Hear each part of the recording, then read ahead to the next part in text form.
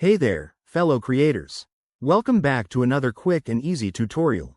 Today, we're diving into how to record a Google Slides presentation in 2025. Whether you're a student preparing for a class presentation, a professional pitching ideas, or just someone who wants to add a personal touch to their slides, this feature is a game changer. It lets you narrate your slides directly in Google Slides, making your content more dynamic and engaging. Plus, with the latest 2025 updates, recording is smoother and more integrated than ever. Let's jump right in. First, open your Google Slides presentation in your web browser. Make sure you're signed into your Google account.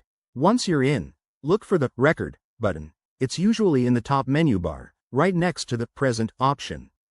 Click on it, and you'll see a new panel pop up with options to start recording. Next, before you hit record, take a moment to set up your environment. Adjust your microphone and camera if you want to include video. Google Slides now supports high-quality audio and even screen annotations in 2025, so you can draw on your slides while talking. When you're ready, click Start Recording. Speak clearly as you advance through your slides using the arrow keys or the built-in presenter controls. Don't worry if you mess up, there's a pause and stop button to edit as you go. Once you're done, preview your recording to make sure everything sounds good.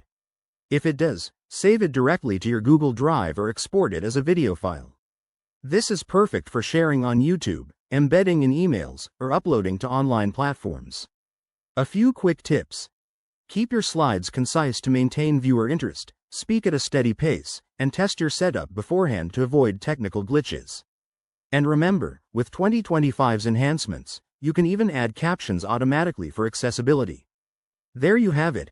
That's how to record your Google Slides presentation like a pro. If you found this helpful, give it a thumbs up, subscribe for more tech tips, and drop a comment below if you have questions. Thanks for watching, and I'll see you in the next video.